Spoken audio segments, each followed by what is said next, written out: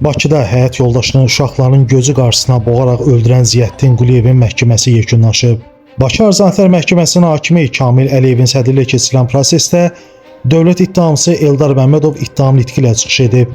Prokuror məhkəməyə Ziyəddin Quliyevin 18 il 6 ay müddətinə azadlıqdan məhrum edilməsini təklif edib. Təqsirləndirilən şəxsin vəkili müdafiə çıxışı etdikdən sonra Ziyəddin Quliyev son söz deyib. O, son sözündə məhkəmədən uşaqlarına görə daha yüngül cəza verməsini xahiş edib. Mərhumun atası isə məhkəmədən Ziyəddin Quliyevə ömürlük cəza verməsini xahiş edib. Daha sonra məhkəmə hökmü elan edib. Hökmə əsasən Ziyəddin Quliyev 17 il müddətinə azadlıqdan məhrum edilib. Qeyd edək ki, hadisə 2025-ci il aprelin 20-sində paytaxtın Xətai rayonu Əhmədli qəsəbəsində baş verib. Belə ki, Ziyəddin Quliyev 9 il rəsmi nikahda olduğu arvadı Aysel Qurbanovanın 9 və 5 yaşlı övladları ilə kobud rəftar etməsini, dəfələrlə döyməsindən hiddətlənib. Bütün bunlara əsas gətirərək Ziyəddin əvvəlcədən yatmış vəziyyətdə olduğu zaman arvadını boğaraq qəsdən öldürmək qərarına gəlib.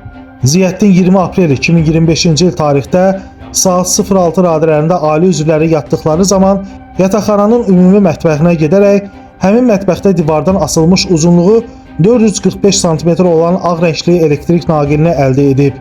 Ziyəddin 2 nəfərlik çarpayıya çıxaraq arvadı Aysel Qurbanovanın yuxuda olmasından istifadə edərək naqili 4 qat edib onun boğaz nahiyəsinə keçirib. Daha sonra arvadını boğmağa başlayıb. Aysel Qurbanova yuxudan oyanaraq əlləri ilə naqili tutmaqla müqavimət göstərməyə çalışsa da bunu bacarmayıb. Belə ki, Ziyəddin dizini Ayselin belinə qoyaraq naqili daha qüvvətlə sıxanda Aysel Qurbanova ayaqları ilə təpik ataraq pəncərənin şüşəsini sındırıb. Bu zaman səs-küyə həmin otaqda digər 2 mərtəbəli çarpayıda yatmış vəziyyətdə olan uşaqlar yuxudan oyanıb. Uşaqlar nə baş verdiyini soruşanda ata qızına analarının xəstələndiyini deyərək öz hərəkətinə davam edib. Ziyəddin övladlarının gözü qarşısında arvadını naqillə boğaraq xüsusi amansızlıqla öldürüb.